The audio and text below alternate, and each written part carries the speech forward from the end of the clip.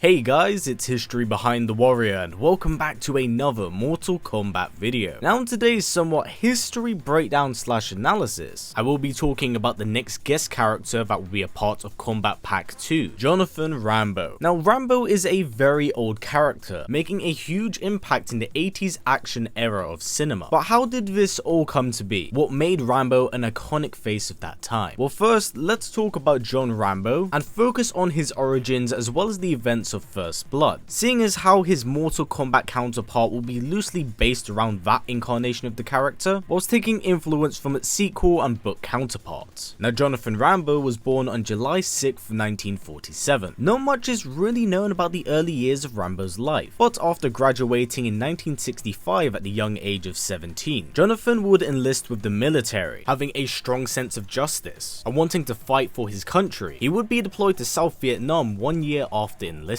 Of course, this was during the Vietnam Civil War, where the United States had sided with South Vietnam. So it was a rather chaotic time in Asia, and Vietnam would become a battleground surrounded by death for about 19 to 20 years. Now 1 year later, after spending some time in Vietnam, he would later travel back to the States, honing his skills at Fort Bragg with Colonel Troutman as his supervising officer. During this time, Rambo was taught hand-to-hand combat, as well as how to utilize firearms effectively. Now another year would pass by, and he, along with his team, would be dispatched to Vietnam. But sadly, during his service, very early on, one of his friends would be killed in combat, dying in his own arms. This was a deep, traumatizing event that would haunt him for the rest of his life. Now, in 1971, Rambo and his squadron would be ambushed by the enemy, but instead of being killed, they were taken to a POW camp, where they were brutally tortured on a daily basis. Many within the camp mentally broke, choosing to take their life, instead of endure the daily punishment. After 1 year of brutal torture, Johnathan and Troutman would escape, but the battle was far from over. Although he had returned back to the States, Rambo would immediately request to be deployed back to Vietnam, as during his time whilst in prison, he learned of their guerrilla tactics and wished to use it against them, thinking he could possibly change the tide of war, even if he was one man. Now Rambo would serve 2 more years in Vietnam before he was finally discharged, but upon returning, Rambo would be shunned and humiliated by the very people he wished to protect. You see, the fall of the Vietnam War was a very difficult time for many soldiers that participated in this battle, specifically those that returned back to the States. The war was infamously known for having killed tens of thousands on both sides, but there was a lot of somewhat collateral damage in Vietnam, meaning that even children were caught in this conflict. It was a horrific war, and due to the nature of how things transpired, and those caught in the fray, the soldiers that returned from Vietnam were ridiculed by their own people for the actions they did in the war, even if they themselves played no hand in said actions. They were simply branded as dogs of war. Now understandably, when Rambo returned back home, he wasn't treated as a hero of war, but instead villainous scum, and this in turn didn't really help his own demons whilst recovering from the trauma of war. The PTSD he was suffering from was ingrained into his psyche, so after this point, Rambo had become a bit of a drifter, being disconnected from humanity, as well as society as a whole, because unfortunately for Rambo, like many that do return from war, he was left homeless, and with nowhere to really stay or call home. Rambo would kind of live his life aimlessly, doing as he wished when he wished, even if it was in somewhat poverty. Now, with this being said, it does bring us up to our first Rambo movie, First Blood. Now, the events of First Blood takes place in 1981, years after the fallout of the Vietnam War. The public perception of the military has significantly soured, and there were many military vets that returned back homeless, with Rambo of course being one of them. Now, regardless of their own situation, Rambo chose to still keep his head forward and live his life as he chooses, far from graceful, but one where he's nonetheless somewhat comfortable with. During the events of First Blood, Rambo would travel to the small town of Hope in Washington. As you see, Johnathan was attempting to reunite with an old friend he served with in Vietnam, but sadly, upon tracking down his home, he would learn that his friend, Barry, had sadly passed away from exposure to Agent Orange. Saddened by this, John would continue to drift on as a lonely soul, but upon entering the town, he would be approached by the town sheriff Will Teasel, believing him to be a troublemaker of sorts. Due to his gruff and untidy appearance, he would escort Rambo to the edge of town, wanting him to leave as he looked like trouble. Now, defiant to the end, Rambo would still attempt to get food, but this time he was restrained and detained for not listening to the sheriff. Imprisoned within the station, John receives horrible treatment from the officers, being ridiculed and harassed by them, to the point where they even beat him and attempt to dry shave him. Now, when they pull out the shaving razor is where Rambo's PTSD manifests. From his time in the POW camp, his fight or flight immediately kicks in, and he lashes out at the officers, dispatching but not killing them, and manages to escape the sheriff's grasp. Unfortunately, due to using self-defense, it does turn their crosshairs on him, inadvertently somewhat confirming the sheriff's suspicion, although it was something against Rambo's will. Escaping deep into the heart of the woods, a manhunt would ensue, the sheriff leading the charge.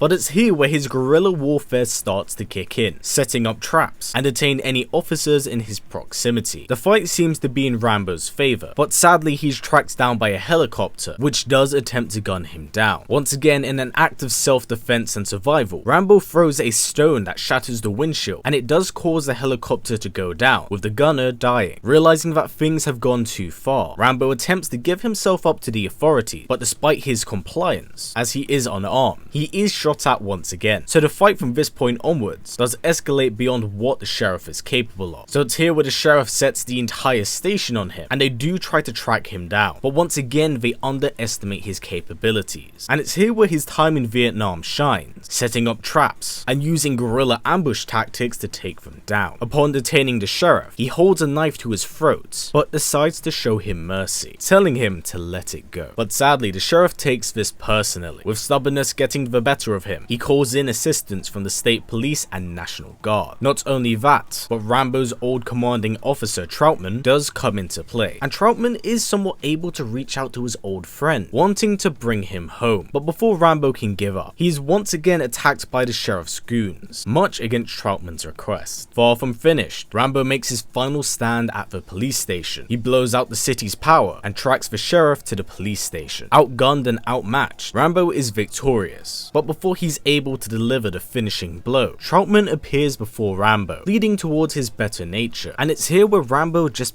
breaks down. After all the bloodshed, pain and war he's seen, Rambo cannot simply handle all of this pain. He just wanted the simple things in life and couldn't even get that. He felt like returning home would be a relief, where he could regain his humanity, but instead he brought the war back home with him. And after sharing a heart-to-heart with Troutman, Rambo finally gives up, turning himself in, and Troutman guarantees that he'll be taken in and treated correctly, not as a monster of war. Now these are roughly the events of First Blood. It's an incredible strong story. It deals with a lot of heavy-handed at the time topics, with the fallout of the Vietnam War. It creates a different perspective for what we'd seen. It explores the huge rift between society and its military veterans, and how they themselves are victims of war. It dives into the trauma, pain and anguish that one might suffer from battle. It touches on how power can corrupt those even with the right intention, regardless of where they stand in the world, a topic that many are dealing with to this very day. Overall, First Blood is a fantastic movie, and whilst it may be very old, it is a timeless classic of the 80s that's more than just a cookie cutter action film. There's a lot of themes that do replicate modern day events, so I do strongly recommend those of you who haven't seen it to please do so. Now one thing worth pointing out here, as I did briefly touch on it early on, is that whilst the film may be incredible and unique in the action genre of the 80s, is that the film is in fact a very loose adaptation of the novel First Blood, written by David Morrell in 1972. It deals with similar themes and topics regarding the fallout of the Vietnam War, but there are a multitude of different factors that do change, such one as Rambo's heritage, the location of the town, and the body count. Unlike the film that portrays him in more of a tragic light, as a being of circumstance, not one of action, his book counterpart takes things a little bit further. You see, his PTSD is so extreme that during the dry shave sequence, where his fight or flight engages, instead of simply restraining the officers, he uses the shaving razor as a weapon and guts those that have attacked him. On top of this, unlike the movie, Rambo does not survive the final encounter with the sheriff, instead being injured in the final battle and accepting his demise, wanting to die so he can finally be released of his pain. So again, it deals with heavy-handed topics, but the ending is far more tragic than its movie counterpart. However, in saying that, the original ending of Rambo was loosely based on this ending, but due to negative reception from test audiences, it was changed and altered. So because of this, all future Rambo films and projects are deviations of what the original was about. So 2, 3, Fall and Last Blood isn't really anything David Morrell had envisioned, which is why those films in turn tend to have a larger body count and is more of your typical 80s action flick. They are high level adrenaline rushes with massive gunfights and huge body counts, but that's not to say the quality of those films are bad at all. They do just somewhat stray away from the themes of the original story to understandably tell a completely new and different story, whilst Rambo is still able to retain being the main protagonist. The funny thing is with those sequels is that he actually resembles more of his book counterpart when his PTSD does get the better of him, because if you actually look at it, Rambo only accidentally kills one person in the first film, unlike the rest of the sequels, which I'm pretty sure have a 300 plus body count. Another reason why I'm mentioning this is that whilst he may not be inherently very violent in the first film, the sequels are where it's dialed up, where he's gunning down folks, tearing out their throats, and lighting them up like Christmas trees. The list really does go on, so please, by all intents and purposes, do not be fooled by this man's passive nature in the first film. He isn't necessarily like that all the time, and I think the future sequel films do in fact help him earn a place on the Mortal Kombat roster. Whilst the first film deals with heavy themes, it's the sequels that really helped cemented Rambo as an action hero of the 80s era of cinema. So I will say, please do explore the Rambo movies. Get yourself up to date with the character before Kombat Pack 2's release, as you may enjoy the ride that's there. So with this being said, that has been it for Who is Rambo. I do hope you have enjoyed this video and come away learning a little bit more. Even to me myself, I find Rambo to be quite an old hero of cinema, but upon making this video and actually going back and watching the first film, there are a lot of themes that are echoed today, and honestly it has aged very well. I think it is a film that will stand the test of time, and because of that I really do like his inclusion in Mortal Kombat 11. I can't wait to see how he plays and how he works. But until then, that's been it for me. Now what are your thoughts on Rambo? Do you enjoy the first film? And what do you think of its sequels? Please do comment down below, as I would love to hear what you all have to say. But until then, that has been it for me. So now, as always, please comment, like, subscribe, and share this video with everyone you know. Please take care, and I'll see you all next time.